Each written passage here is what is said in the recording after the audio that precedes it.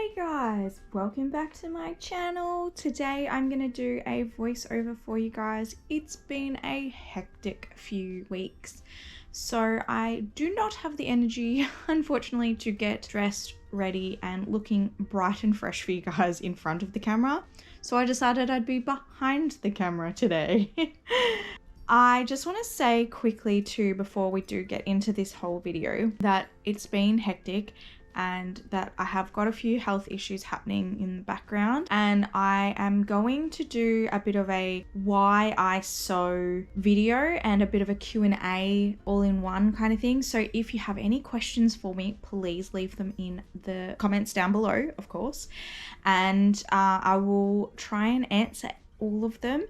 And yeah, or if you just want to say hello, please leave me a comment. Don't hesitate. I'm always up for a chat. Also, over on my Instagram, I will pop in a question box, I think, for some questions to be answered over there, and then I will answer them here on YouTube. All right, so today's little project, it was so much fun. This was done a couple of weeks ago when I had a moment to myself and I actually felt better to actually do some sewing, but I only really had the amount of nap time to create this. So what the heck am I talking about? Okay, I made Lila a apron for Easter. Easter's coming up, so I wanted to do some Easter inspiration for you guys. So here it is. What I decided to do was look for a actual pattern, and then I was like, you know what, let's just go with the flow. I only have a maximum 2 hours to do this, so let's just do a self-drafted version. So what I did is I took, as you have seen, I took Lila's onesie and I basically just eyeballed everything. I took a few measurements. I kind of looked at it and I was like, okay, well, that would be around her knee. That'd be around her neck. Like, that's about the width of her, like all that sort of thing. And I just I totally winged it. I knew what the basic shape of an apron was. I encourage you guys to try this because it actually worked out really, really well. Obviously, if you're not that confident yet and you feel like you would rather a pattern, there are heaps of free patterns out there. I'll see if I can find, I think it was Peekaboo that had one, and that was really cute, but I just knew that by the time I printed off the pattern, stuck it all together, cut it out on the fabric and then sewed it, it would take me a few days just because of all those small processes. So as some other people say, it's all the 1%ers and they all add up very quickly. Basically what I did was obviously took all those measurements, did some very rough calculations. I didn't do any like extra seam allowances or anything like that because what I did, or what I knew I was going to do, was just overlock the edges and then fold them under once, twice. It didn't really matter. I only did once in the end, but and it still looks perfectly fine. It just doesn't have like that fully finished look that some people would prefer. My thought process was, it's just an apron. It's, you know, it's going to get thrown in the wash. It probably would last a little bit longer actually if the edges were folded underneath again, because obviously with washing it, the cotton like thread, it wears, so that wouldn't wear as quick, or you wouldn't notice the wear as quickly if it was tucked under. So that's just something to take into consideration. But I thought, nah, let's just get it done. So once I had the basic shape done, I decided I would make ties myself. Originally, I wasn't going to do this other method that I did end up doing, which was the bias binding. But back to the ties for a second. I basically have seen these ties in a few patterns that I've done recently, so I just kind of took that method and applied it to this. You basically just iron straight down the middle. You fold it in half straight down the middle and then fold the two raw edges back into that crease and then fold that over again and sew it up. You can see that. I will let you guys watch that so that you know what on earth I'm talking about for a minute.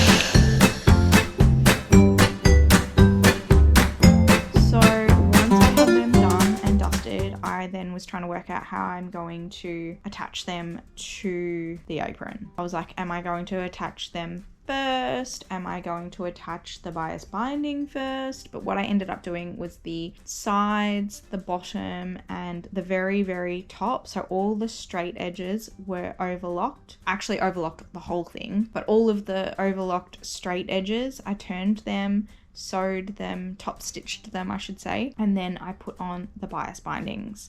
So originally I was really in two minds of whether or not I did bias binding ties for the tie backs or if I did the ties that I just made. And because I had just made them, I was like, nah, let's just do it. But now in hindsight, I wish I had just done it all with bias binding. It would have been so much quicker, so much easier. But lessons have been learned. So for the next one, if I ever make another one, I know to just use the bias binding. Basically what I did end up doing was putting the bias binding on first, and then I attached my created ties. And now I realize I should have done it the other way around too. I should have put the ties on and then put the bias binding over the ties, because then it would have been a hell of a lot more seamless. But again, more lessons have been learnt.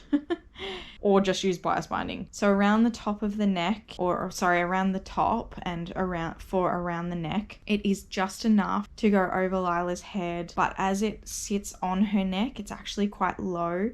So I would suggest, if you're going to do this, to do a tie up neck as well. I am thinking I might just chop the bias binding and just tie it. I think it'll be so much easier. But the ties were perfect. They make a beautiful little tie at the back. So that was really good. The ties are just over just over a 500 mil. Yeah, just over half a meter length each tie. So basically a meter at the end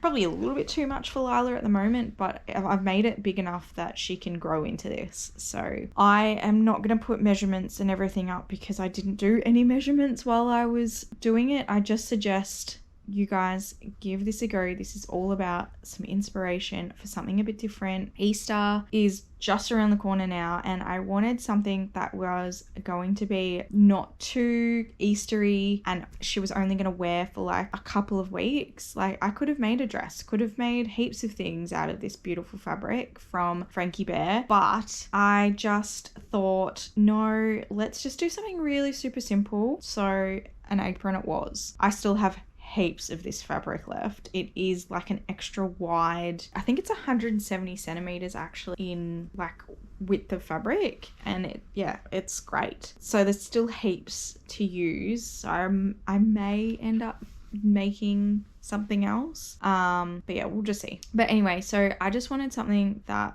was Eastery but not too Eastery. And then when I saw this fabric, I loved the fact that it was hot cross buns, because my husband loves hot cross buns. I'm not hugely into them. I do love the Baker's Delight chocolate ones, or the mocha ones. They are divine. They have choc chips instead of the sultanas, and like their chocolate actual dough as well. Oh, they're so good. And then the mocha ones have just a bit of coffee in them. Oh, so yummy. But I usually only have like one, and that's more than enough for me. I'm not really a sweet tooth. Anyway, enough about me and my my food. So I really liked these because they were hot cross buns, and so I thought, well, let's do hot cross buns one day. We had a great little session, just a really quick session where I just got some flour and some sultanas and some water, and we just got messy, and Lila had the time of her life, and she wore this apron and it was really good. In the video, she actually had a little onesie on that actually already had like a bit of chocolate on her from lunch, and so it looks like it didn't really do a good job, but trust me, it did. That's it from me, guys. Thank you so much. Don't forget to like and subscribe as always, and I will talk to you next week. Bye.